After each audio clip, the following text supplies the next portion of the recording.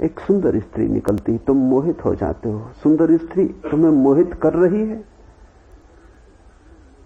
तुम मोहित होना चाहते हो।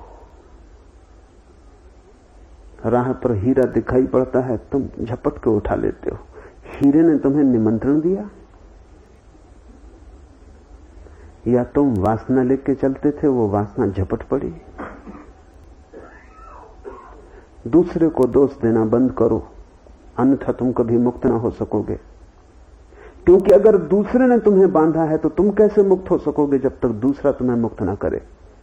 और दूसरे अनंत, तब मुक्ति हो नहीं सकती। अगर यही सच है जो तुम कहते हो कि दूसरों ने हमें बांधा है, तो फिर मोक्ष जैसी कोई संभावना नहीं। फिर तुम कभी मुक्त ना हो सकोगे, फिर बंधन अनंत है, क्योंकि दूसरे अनंत है। पता चलेगा आदमी गाय से बंधा है। नहीं, कोई पत्नी पति को कैसे बांधेगी? कोई पति कैसे किसी पत्नी को बांधेगा? तुम बंधना चाहते हो, लेकिन बंधन की जिम्मेवारी भी अपने पे नहीं लेना चाहते, वो तुम दूसरे पे डाल देते हो। इससे बंधना सुगम हो जाता। हम कर भी क्या सकते हैं? चारों तरफ लोग बांधे हुए हैं, हम जाएं तो जाएं कहां, करें तो करें क्या? मुक्ति मिले कैसे? सारा संसार विराट है और बांधे हुए है। दुकानदार सोचता है कि ग्राहक उसे बांधे हुए, लोभी सोचता है कि धन उसे बांधे हुए, कामी सोचता है कि कामनी उसे बांधे हुए, सांसारिक सोचता है कि संसार उसे बांधे हुए। नहीं, कोई तुम्हें बांधे हुए नहीं। तुम चालाक हो और तुम्हारी चालाकी गहरी है। तुम अपने को धोखा दे रहे हो, मगर धोखा कुशलता का है। दूसरा बांधे हुए है, इसलिए मैं क्या कर सकता हूं? इससे बंधे रहने में सुगमता हो जाती। हम सदा दूसरे पर दोष देते हैं। किसी ने गाली दी, तुम कहते हो इस आदमी ने मुझे क्रोधित कर दिया। कोई तुम्हें कैसे क्रोधित कर सकेगा? तुम असंभव की बात कर रहे हो, ये कभी हुआ ही नहीं। तुम क्रोधित होना चाहते हो तो गाली सार्थक हो जाती, तुम क्रोधित नहीं होना चाहते, गाली व्यर्थ हो जाती।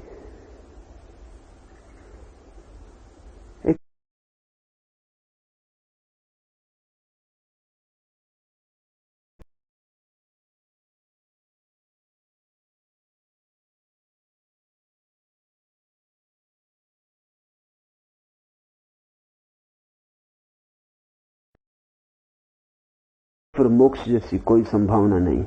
फिर तुम कभी मुक्त ना हो सकोगे, फिर बंधन अनंत है, क्योंकि दूसरे अनंत है। और तुम्हें ये छोड़ देगी पत्नी तो और स्त्रियां हैं, कोई और बांध लेगा।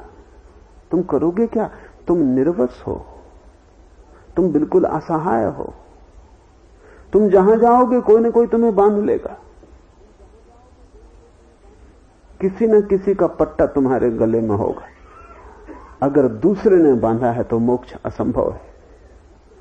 इसलिए कबीर, नानक, फरीद, सभी ज्ञानी इस सत्य को पहली सीढ़ी बनाते हैं कि इसे तो तुम बिल्कुल साफ कर लो, अन्यथा यात्रा ही ना होगी कि तुम ही बंधे हो। तब मुक्ति की संभावना है, क्योंकि तब तुम ही तोड़ सकते हो। तुम ही बंधे हो, तुम ही मुक्त हो सकते हो। न कोई तुम्हें बांधता है, न कोई तुम्हें बांध सकता है।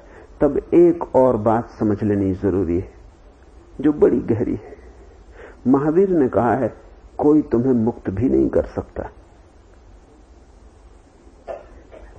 तुम कितनी ही पूजा करो, कितना ही पाठ करो, कोई तुम्हें मुक्त नहीं कर सकता।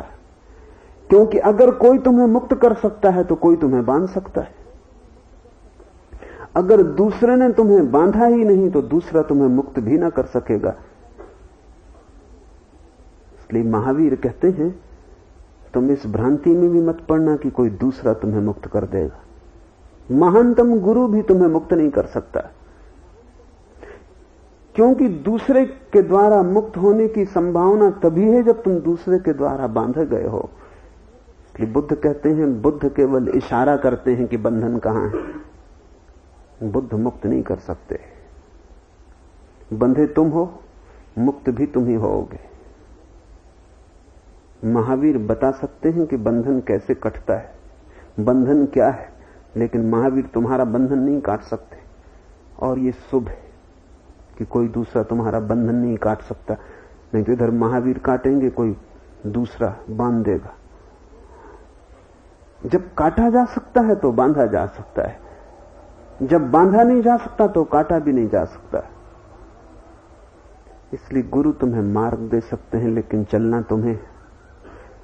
गुरु तुम्हें विधि दे सकते हैं लेकिन विधि का उपयोग करना तुम्हें। गुरु इशारा कर सकते हैं लेकिन इशारे को जीवन बनाना तुम्हें। गुरु कैटालिटिक एजेंट हो सकते हैं, उनकी मौजूदगी में तुम जाग सकते हो, लेकिन जागना तुम्हें। और बड़ी कठिनाई यह है, कबीर ने कहीं कहा है कि सोए हुए को जगाना आसान, लेकिन जो जागा हुआ पड़ा हो उसको जगाना असंभव। तुम उसी हालत में हो दूसरे। तुम बिल्कुल सोए भी होते तो हिला के तुम्हें जगाया जा सकता था, तुम बन के सो रहे हो। तुम चादर ओढ़ रखी है, आंख बंद किए पड़े हो, तुम सब भांति दिखला रहे हो कि तुम बिल्कुल गहरी नींद में हो और तुम जागे हुए हो। तुम्हें कैसे जगाया जाए? नींद हो टूट सकती है, झूठी नींद को कैसे तोड़िएगा? तुम धोखा दे रहे हो। आत्मवंचना तुम्हारा करीब करीब स्वभाव बन गया है। इन बातों को ख्याल में रख के कबीर के सूत्र को समझने की कोशिश करें।